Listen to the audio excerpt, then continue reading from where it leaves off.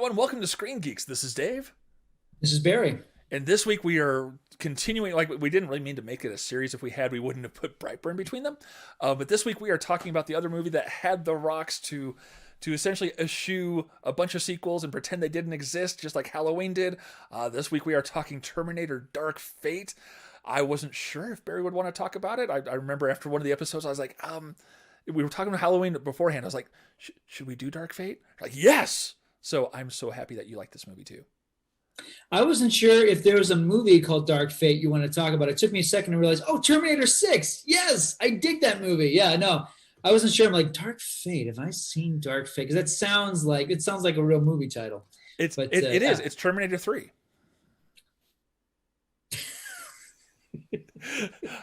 So you weren't a fan of Rise of the Machines. Should we start there? Or? Well, let's watch the trailer on this, and we can get into our personal history with the films. And I have a horrible confession to make that I'm going to have to rectify pretty quick. Oh, awesome! So, yeah. So let's crank up the dun dun dun dun dun dun dun dun dun dun. I know you're scared, but I'm here to protect you. Never seen one like you before. Almost human. I am human, just enhanced. Why do you care what happens to her? Because I was her.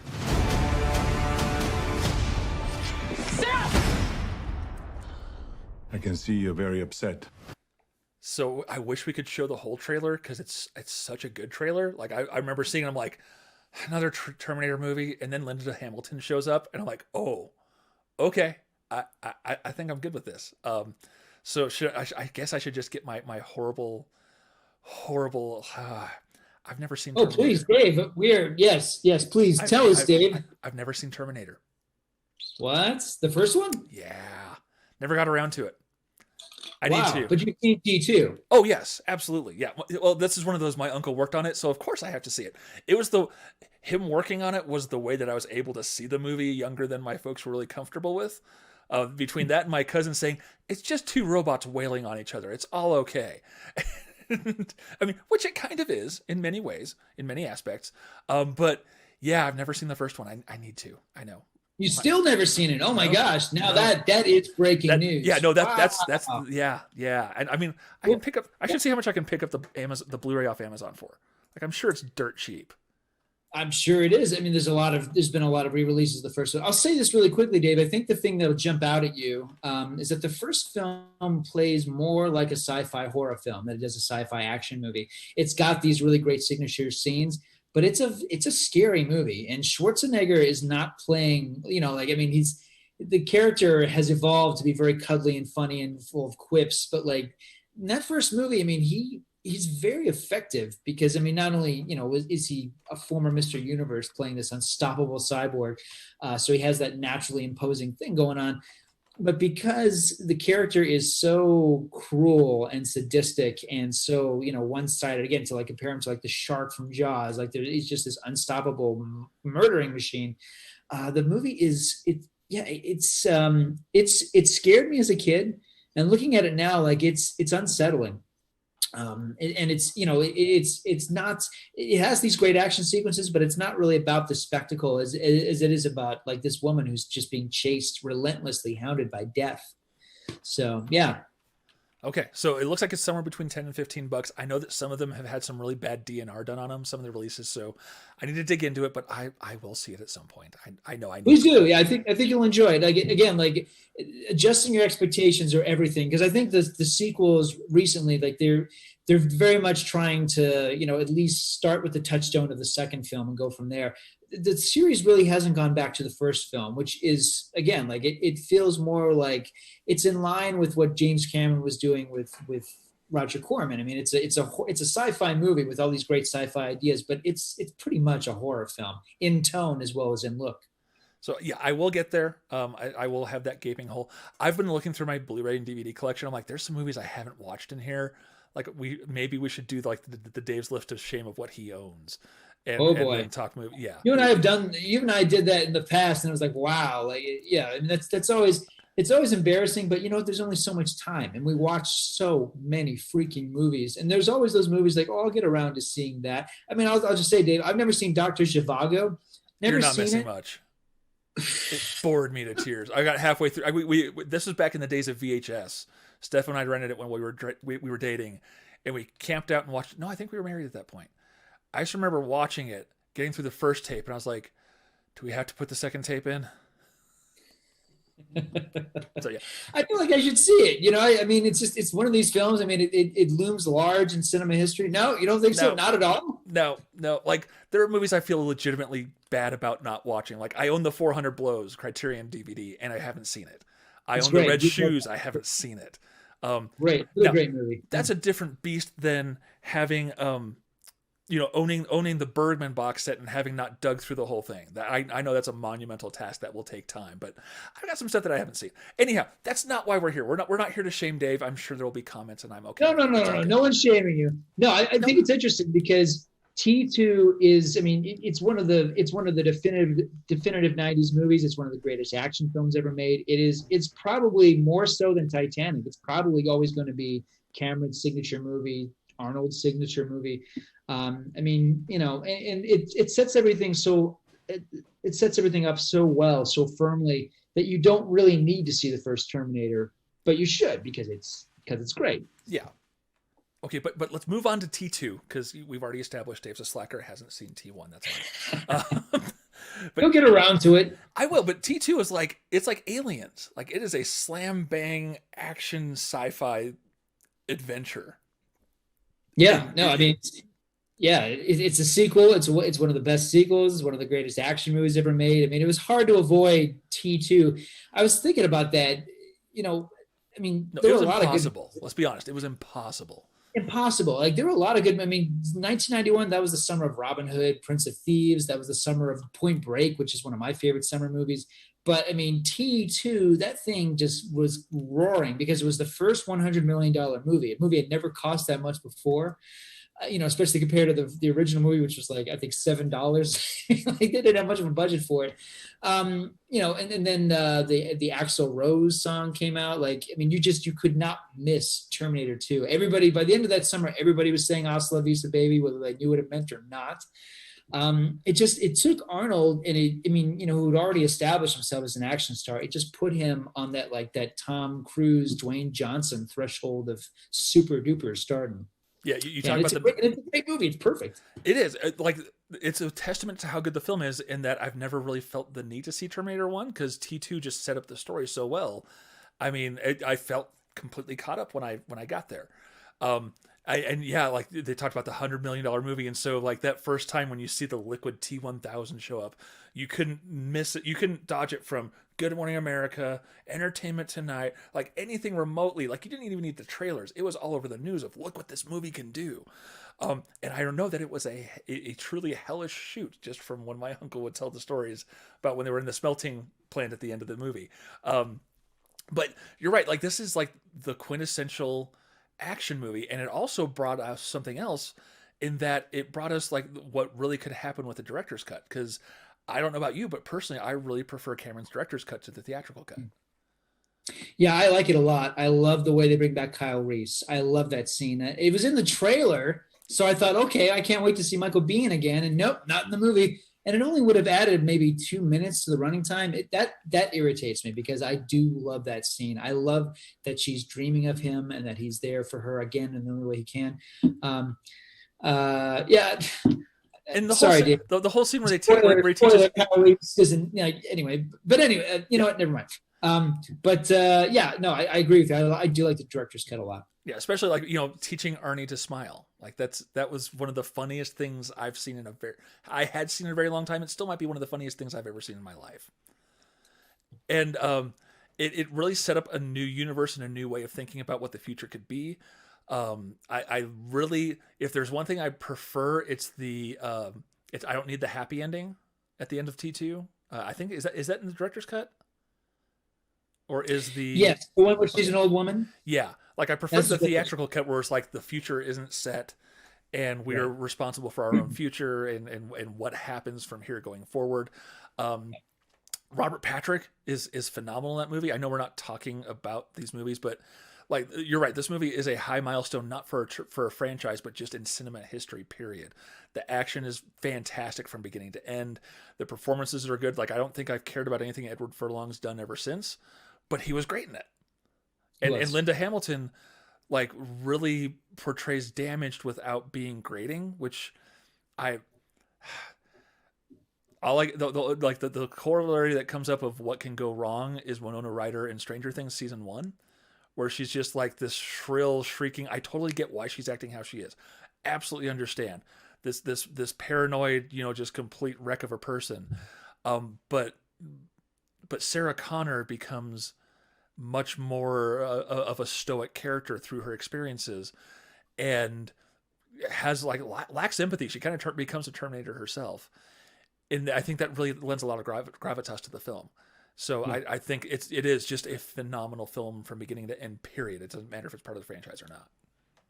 I agree. I mean, for me, the thing that it's very easy for me to just pinpoint how amazing that film is. I mean, that opening chase where it's the Mack truck chasing the motorcycle, that would be the ending of most movies that came out at that point in time. That would be the end of most movies now.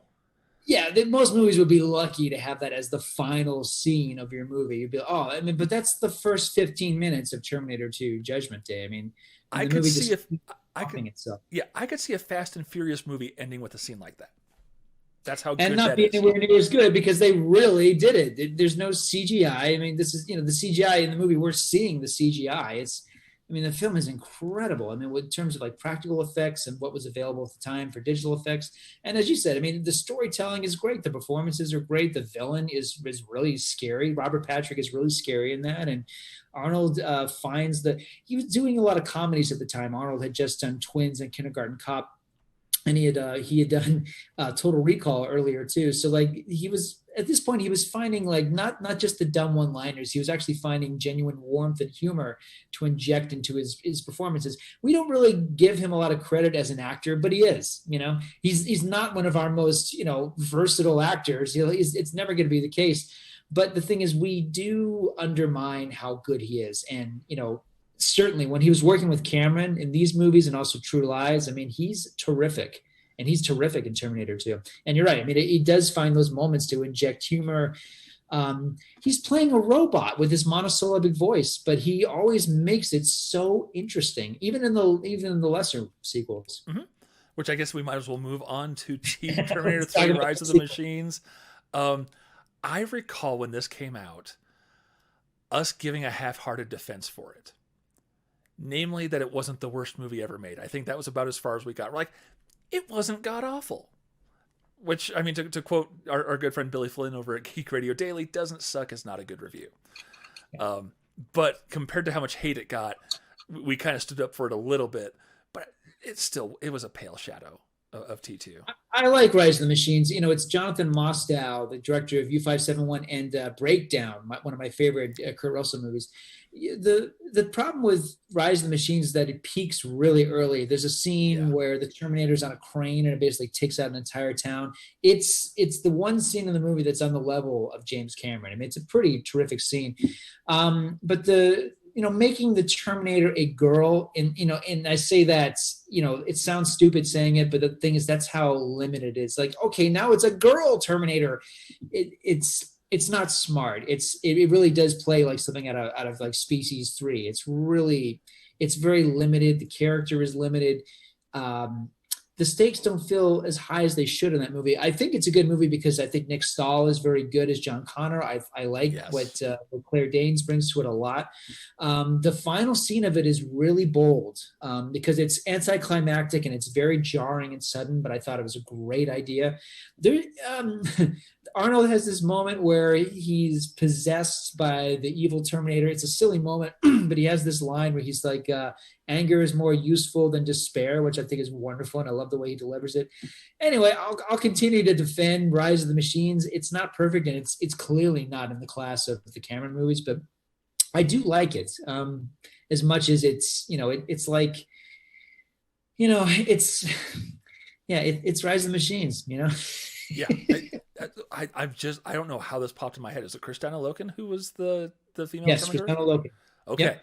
I haven't thought that name in since Blood Rain. Okay. That poor actress, she had such a tough go because she got cast in the movie. It's a dream role.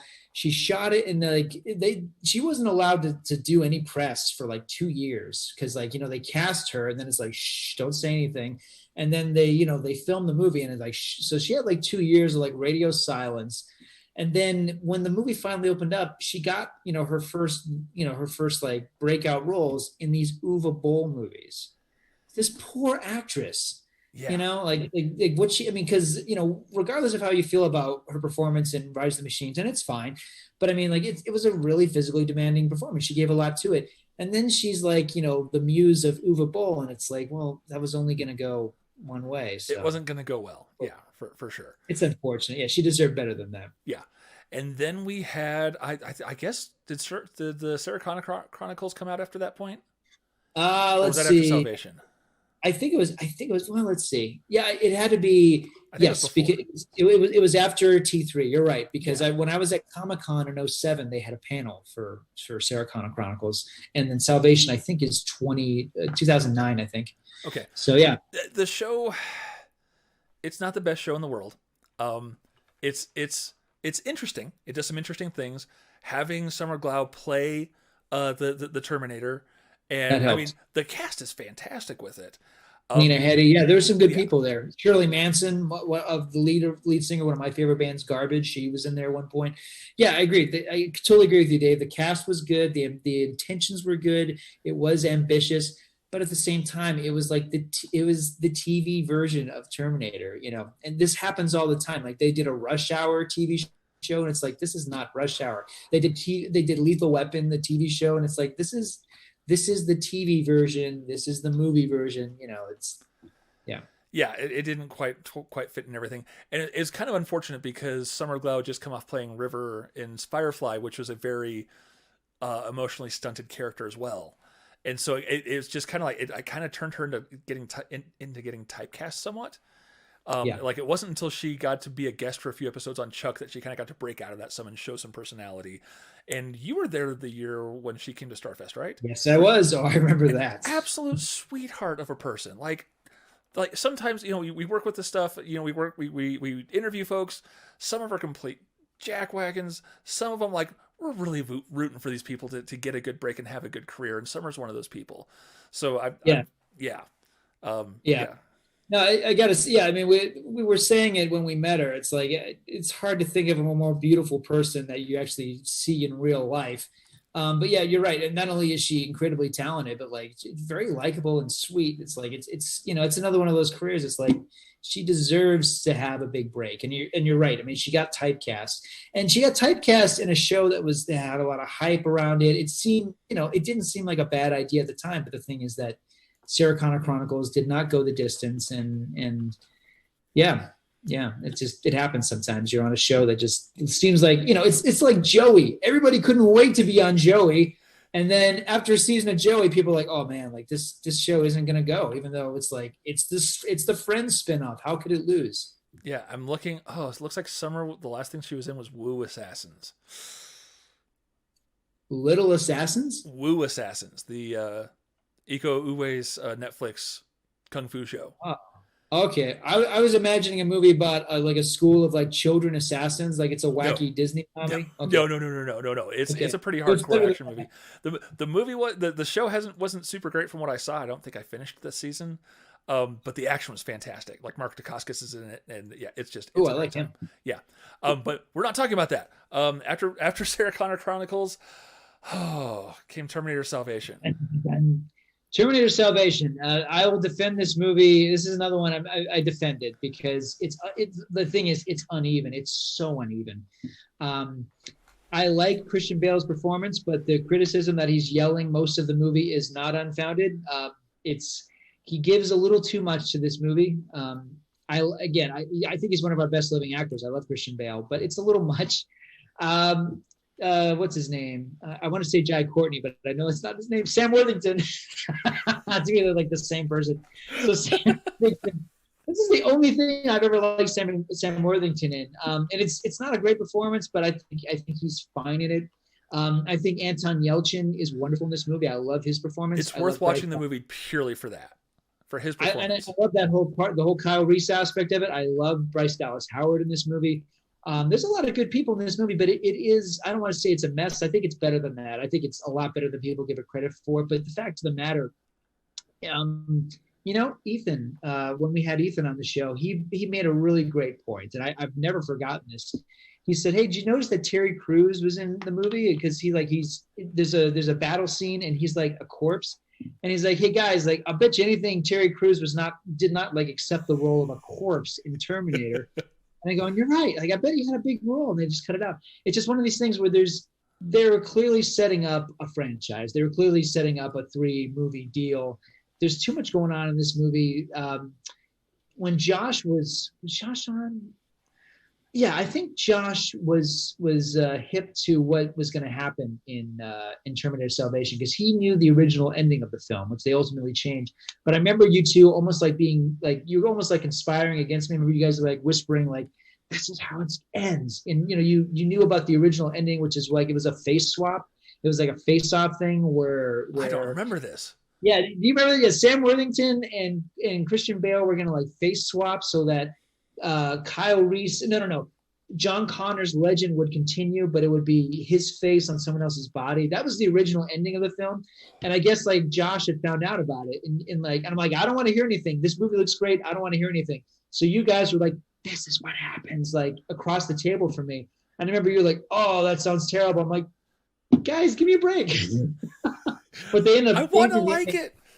Yeah, I did. I love the action sequences in this movie. I do. I love the weird cameo of Arnold at the end, where the CGI Arnold comes out. I thought that was fun, even though it's a very obvious special effect. For me, it's an easy film to defend just because I enjoy it. It's just one of these things where, I know what would people say about it. I know what the critics said about it. I know it wasn't a big hit, but every time I watch it, I'm like, I dig this movie, but it's so uneven. So for me, I think it's better than a guilty pleasure, but that's kind of the level we're talking about. Fair enough. And I'm going to let you take the floor on Genesis because I skipped it. Oh boy. Genesis, the low point, and I think a lot of people would say it's Salvation. I go, no, this is the ultimate low point. They did everything wrong with this movie. For starters, I mean, they spoiled it not only in the trailer, but in the movie poster. They wanted it to be a secret. Forgive me, anybody watching this who's like, I can't wait to see Genesis. Well, the big reveal is that John Connor is the villain. They make John Connor the bad guy, and he has Terminator powers. It's ridiculous because it's not a bad idea. Like it's a cool concept that John Connor is the villain. Like they're turning it on its head, but the execution is everything, and it's bad. It's really, really bad. Jason Clarke plays John Connor. I like him a lot, but he's not good in this. Jai Courtney, speaking of Jai Courtney, he's bad in this movie. Emilia Clarke, who we all know, I think from Game of Thrones, she's not bad in it, but the movie doesn't do her any favors. Arnold saves this film. He plays like old man Terminator, and it works. It's a funny idea. He's completely at a level that the rest of the movie isn't. The action sequences are all heavily CGI. It's the director of Thor: The Dark World. I think his name is Alan Taylor. Just the movie, it doesn't work as an action movie. The action sequences really aren't that great. The writing is really bad. It's like, I wanted to like it because it was the first Terminator movie in some time, and they had all these big ambitions about it, and everybody was raving about the screenplay, that it was a total game changer, and they changed the game, but the game wasn't good. Fair enough. And then we got a 4-year break. And then we found out they're doing another Terminator movie. James Cameron coming back. That was the big news. Yeah, but big fat who cares? We have the burden of knowledge from previous movies that I was just like, is anyone really clamoring for another Terminator movie? Like when the thing was announced, it's like, well, and they got Linda Hamilton back. Okay, but and then the director of Deadpool did it. Yeah. Oh, okay. Yeah, it's like, okay, he does action. He can do the action. This could be thing, okay. But he'd be the right guy for this. Yeah, no, I agree with you. I was completely skeptical of myself, especially because like Genesis was very fresh in the mind. Yeah. So I just wasn't dying to go back to this franchise as much as I love this franchise. it felt like a mistake. But yes, they announced that Cameron was coming back, Arnold and Linda Hamilton. So it definitely pulled me in. Although, again, it made me think, well, I was really excited when Karen Allen came back for Kingdom of the Crystal Skull, too. And look where that got us. Whew. And then the trailer hit. And I was like, wait a minute. This has promise. Yeah. And so, like, I made a point, when it came out, I don't think I saw it in the theater, did I? It was a year ago. Do you remember? I think I did. I saw it with A-List. That's because I had AMC A-List at the time, in the before times. It's been so long. Yeah. And I was just flabbergasted at how good it was.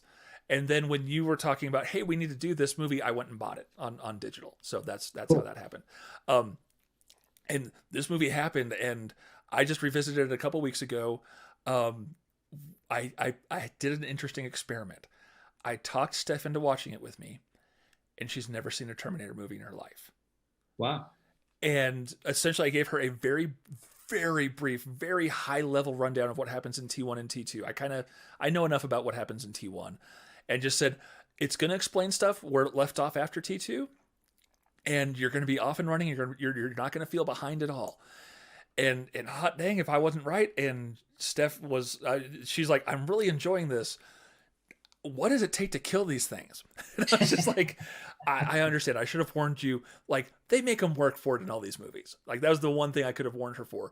But it went over great otherwise. She really enjoyed it. Like, I was shocked. Like, I mean, the kind of the reason that made me think about doing this, kind of in a spiritual tandem with Halloween is Linda Hamilton coming back. And having her be a truly broken, I mean, if she's broken in T2, she's shattered by the time Dark Fate happens.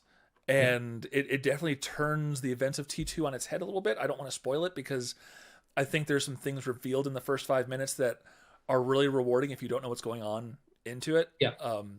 It surprised the crap out of me. And it kind of turned everything on its head and turned it becomes a whole new Terminator story. I'll put it that way. Yeah, I agree with you. I like the opening of the film a lot. It's bold. I like to use that word when I talk about movies because you don't really see it a lot, especially in mainstream movies. But it was a really gutsy thing they did in the opening. The de-aging effects, it's got a long way to go. But I thought because it was used as a storytelling tool here, and it wasn't like some flashy gimmick that the movie had for every Peter Cushing in Rogue One. There's so many bad examples of de-aging in movies, but I do like what they did in the beginning of Dark Fate, and I agree with you. I think the opening is very strong, and it also, as you've indicated, like it gives Sarah Connor this new identity. She's no longer, basically. I mean, they even say it in the film. She's no longer the Mother Mary who's going to be the salvation of the world. It completely changes that character. It breaks her in half, and we have someone who I agree with you. She's very akin to Laurie Strode in the recent Halloween. She's picking up the pieces, but there's no hope in this person. She's almost doing what she does because she doesn't have anything else to do. There's nothing left, so she's doing what she knows that she knows how. But because she doesn't have this, she's just not the same person that we know.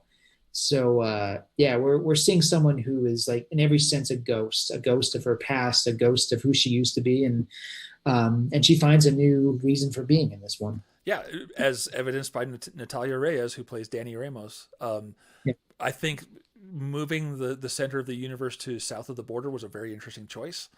Yes, not because it's necessarily just because it's down in Mexico. It's just taking it outside of being a U.S. centric thing was a very bold choice to make.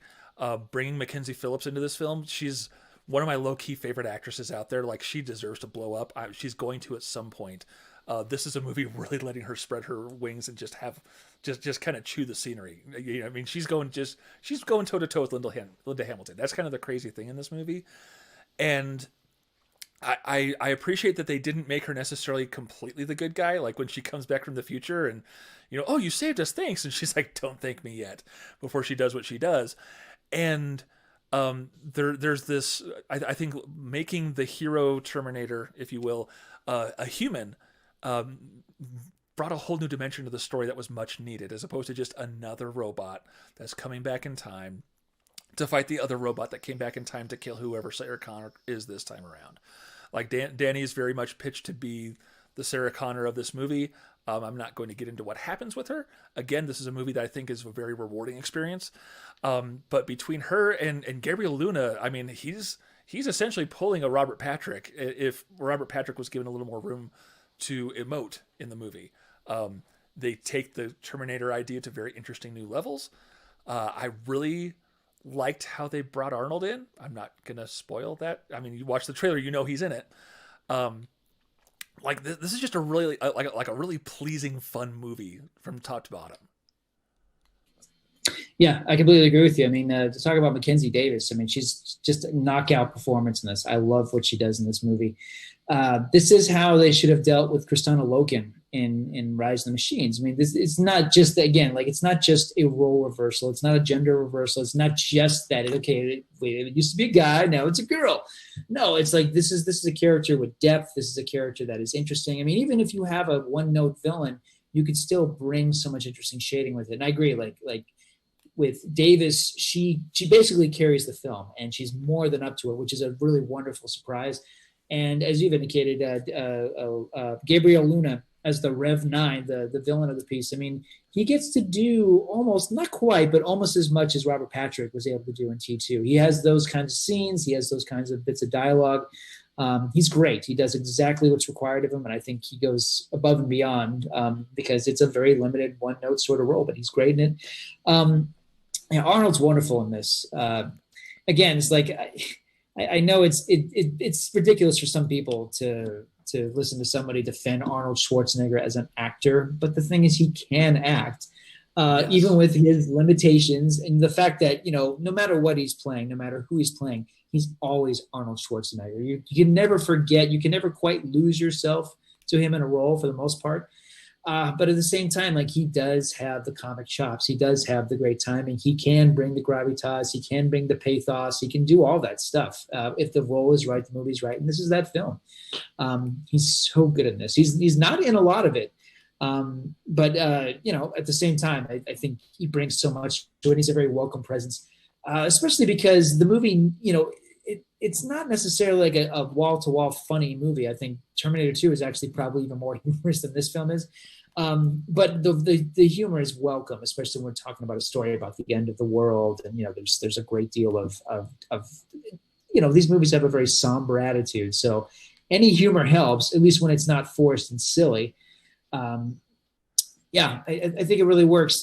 The story, it's interesting because if you look at the credits, there's like 5 people like credited for the story. James Cameron is, you know, given the top spot, but like David Goyer had a hand in the screenplay.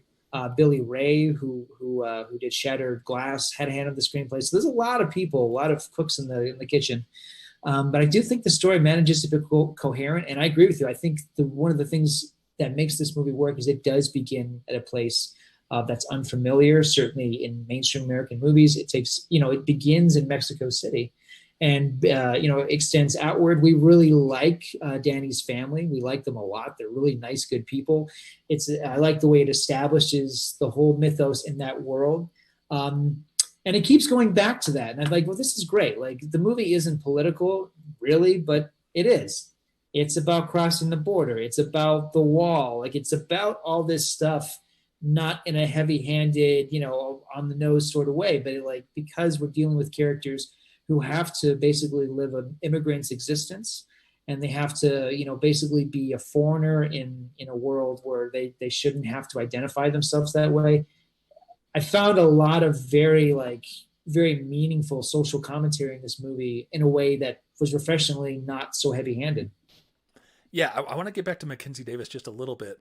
Please. Her performance is great, but also the story there's a lot of thought put into every choice that was made in this movie. And it's like, well, you're making a movie. You're making a sequel to a Terminator movie. You're in a franchise. Of course you should put thought into that stuff. If you haven't seen Terminator Salvation or Genesis or even Rise of the Machines, where I would argue, like, there hasn't necessarily been that thought been put into it, to a plot to really make choices mean something. And it's laid out quite beautifully why it had to be Mackenzie Davis's character who went back in time. Like, yeah. Grace had to be the person to do this.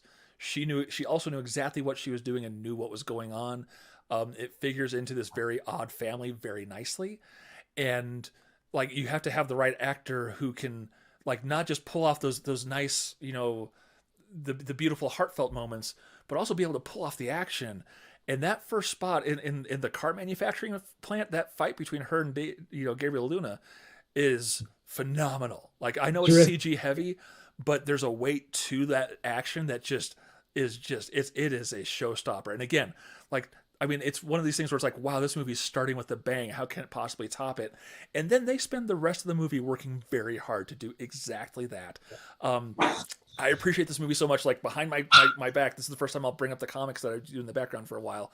Please. It's the first printed work of Alex Ross, and it happened to be a Terminator comic. I was like, it's not an expensive book, but like, that's how much I enjoy that story when it's done well. And like, I was concerned going back to revisit it. Is this a not sucky Terminator movie, or is this actually a good movie? And I think it's actually the latter. Like, it acquits itself quite well. In a way, it works well as T2 in that, yes, it helps to have T2. I think it's a more rewarding experience to have seen it.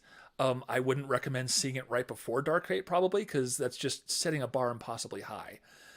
But it fits in with it in that, like, you can go into it cold, like proven with my wife watching it, that you can still follow the movie just fine, and it doesn't matter to the storyline, which is, when you're a movie, what was the 6 movies in, you said?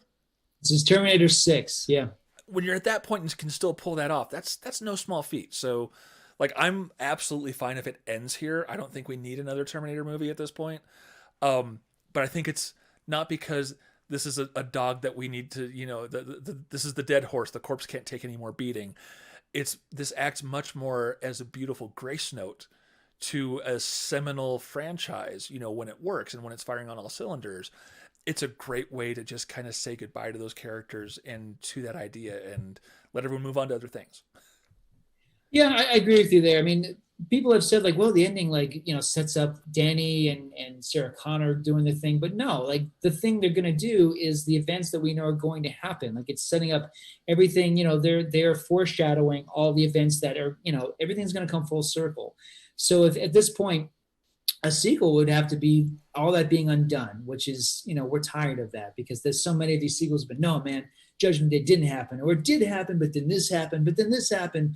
And I think the opening of this movie really sets that up really nicely. This whole idea of that, the events of Terminator 2, they did happen, but they're also undone. And the most horrifying thing for Sarah is that it's this ultimately thankless thing where she's, there's no acknowledging of it. And as she very tragically says, it's one of my favorite scenes of Dark Fate. She says, I don't even have any pictures of my son. So it's like, not only, not only all of her efforts for Judgment Day, completely pointless because this sort of threat still exists in a very different way. But, ultimately, the savior of humankind, John Connor, note the initials, he is, he's not there for her in this movie. And she doesn't even have proof that he existed in the first place. So there is that element of just the burden that Sarah Connor is carrying. But yeah, I agree with you. I don't want a sequel. I think the ending is a nice way to, like, we're done. I wish Terminator Genesis didn't exist because I think this film would have been embraced more. I think it would work better. But I think it was a bit of franchise fatigue when the film came out. I don't know why it bombed because I don't know anybody who doesn't love this movie. I mean, the critics were very nice to it. Every fanboy I know who saw this movie really digs it. And nevertheless, it didn't happen. It was a weird season because Shane Black's The Predator had opened up just a couple weeks earlier, and I don't think that movie delivered at all. I was so disappointed with that film. And then this movie came, and then that last scene happened. I was like, freaking really? Yeah, ridiculous. Yeah. And then, this movie came out, and I think my expectations were a little lower, but the movie like really surpassed my lower expectations because really after Genesis, those expectations were very low. But yeah, I agree with you. I don't know. I do love this franchise. I love these movies. I do love seeing Arnold play this character. And certainly I loved how good Linda Hamilton is. She's so good in this film. But I think to keep it going would be forced and a mistake. And I think the stakes in this movie are very high, and there are characters who are not going to be back as much as Arnold thinks he's always going to come back. But I think it would be proper to walk away at this point. I think that's smart. They brought back the important creative figures from the original franchise, and they contributed greatly to this. Although I gotta say, like to make, I guess, make this a little more, I don't want to make it like I didn't like this film, but I do want to say that there were times where it was distracting how the visual effects were very, very obviously CGI, particularly during the plane scene. The airplane scene it's really well staged. It's a cool scene, it is, but like I was always aware that I was looking at CGI effects for about 15 minutes. And it surprised me because Cameron not only was one of the writers, but he's an executive producer. It was a weird year. I don't know if anybody remembers this, but 2019, Cameron came back kind of because he was a part of these movies that he was supposed to direct, and he wound up just being kind of a part of. One of them was Alita: Battle Angel, which I love. I thought the effects in that movie, as cartoonish as they were at times, they were actually a little more effective. In this movie, because it's Cameron, I expect the effects to be, of Titanic and Avatar and Abyss caliber every time. And for all the really awesome effects in Dark Fate, a lot of it, I just thought, this is really, it's clearly CGI. That's fair. I don't think we're going to get any more sequels just because Linda Hamilton was pretty honest and blunt during the press for this movie. She's like, they wanted me to do this thing where it's kind of like this lighter edge of Sarah Connor, and I want you to do this, but be more matronly. And she's just like, no, that's not who Sarah is. So no, I'm not going to do that. I'm going to do it this way. And it worked. But really the only way you can do it is if it turns into like a Hobbs and Shaw kind of buddy comedy. And I don't think Hamilton would stand for that. And I'm glad. As far as CG goes, we're in such a weird time right now. In a way, CG has advanced in ways that we can't even imagine, just how good it can be. But at the same time, a lot of these legendary FX houses are running on beyond a shoestring budget. And a lot of times they're losing money. I mean, there are Oscar-winning FX houses that are going under just because they can't make enough money to stay afloat. And, at that point, the houses that are still around are farming out effects to lower houses. And so the quality goes down. I love Black Panther. I think it's a great film. But it's very obvious that at certain points, the effects work is just god-awful. It's just bad outright. And it's because they're having to farm the work out to other folks. And so it's kind of having to juggle that. It didn't pull me out of it as much as it did for you, but I totally feel that. We're kind of an awkward place with visual effects. Just about anyone can do it, but doing it well is a really tough gig, and a lot of the good places are going out of business. Yeah, I feel like it needs to be used more as a tool and not a means to an end, because we're at a point where it's it's just, it's not just one scene. Let's characters, the background. Let's just do everything CGI. Let's just have these actors be on green screens. We don't even need costumes. And it's getting to the point where it's just kind of an overload, where I think a lot of lesser directors are depending too much on it. I don't mean to make that the case of entirely with Dark Fate, but I do feel whether we're talking about models or just forced perspectives or just, Cameron's ability to film the impossible. I mean, if they'd done True Lies today, would they have really had a stuntman actually do a motorcycle off the top of a building and land onto that pool? I wonder, would that have been CGI? Because that's one of the coolest scenes in that movie, and there's no CGI. Well, judging by the fact that he's making 16,000 Avatar movies, yes, it would definitely be CG. Yeah, because that's going to matter. Conservative estimate, by the way. Huh? That's a conservative estimate, by the way. How many Avatar movies? It's crazy. It's we're doing Avatar 3, and we're almost done with Avatar 4. It's we haven't seen 2 yet, buddy. So let us see these movies. Well, and part of it is the implementation of it. Part of the issue is that it's so out in the light, and everything has to be so bright and shiny. We were talking last week about Brightburn, how the low budget, the dark light, the grimy feeling of the whole thing kind of lends itself to be more forgiving with what FX work was in it, and it made it more effective. If you're doing this movie out in the light of day, that just makes the buy-in that much more difficult. Right. It helps when it's not so brightly lit. Yeah. Yes. When it's not, I was trying to work in a Brightburn pun there, but it just didn't quite work out. Well, I think I am just to put a kind of a little bit of a bow on this, as opposed to walking away from this franchise disgusted at the waste of opportunity, I'm walking away very satisfied and pleased. Likewise. And just with appreciation for what has gone on with it. I don't think we need to revisit this universe at all anymore. Think we're good. Yeah, I guess we'll button it up there. I think that's, unless there's anything you want to wrap up with. I'll just say, I mean, this movie is a sleeper. Like it didn't deliver at the box office, and audiences basically abandoned it after a week. And I think people are going to rediscover it over time, discover like what a joy it is. And I think I agree with you. It's nothing's ever going to be on the level of the first two Terminator movies. It's just not going to happen. But this is a wonderful way to wrap up this franchise. This story, I think it does justice to the story, and I'm glad they made it, even if it didn't launch 1,000 sequels, which is also a good thing. Yeah. I was actually, right before we recorded this episode, I was on a Zoom call with some Junkions, which is the Patreon group for Junk Food Cinema, and one of my buddies, Larry Sternstein, good friend of me, and he's enjoyed the show and he's listened to it. But he asked me what I thought of Dark Fate, and I was like, it's shockingly better than I thought it was going to be.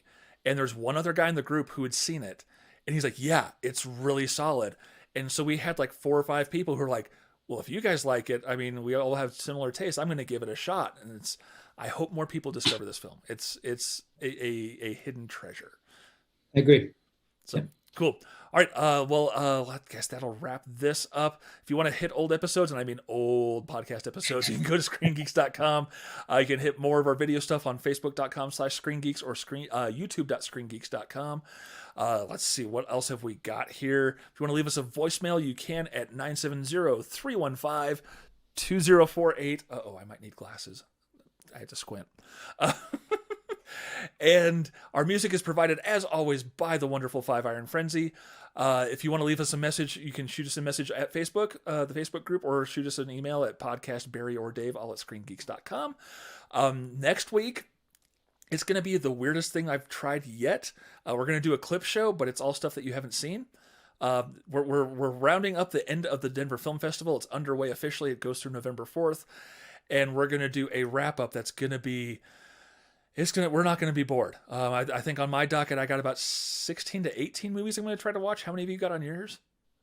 Probably at least The half dream. as much. The dream. Too yeah. many. Yes, Yeah. we're living the dream. Exactly. Well, no, dreaming if we're actually going to get to them all. But there's some great stuff coming up. The reason I'm calling it a clip show is we'll do a little bit of an intro and an outro. But I think we're going to record separate bits for each film that we want to talk about, so we can post those separately. Because the beautiful thing about doing this show now, and the beautiful thing about there being no actual new releases, is we can talk about stuff we actually just want to talk about. I'm 2 for 3 on movies I've seen so far. I want to talk about the 2 movies. I don't want to talk about the one that I didn't like, because A, I don't want to just like harp on a movie I didn't like, and B, I don't want to hurt its chances to find an audience. So we're kind of running with that idea. So I might be a pretty long episode next week. Apologize in advance for that.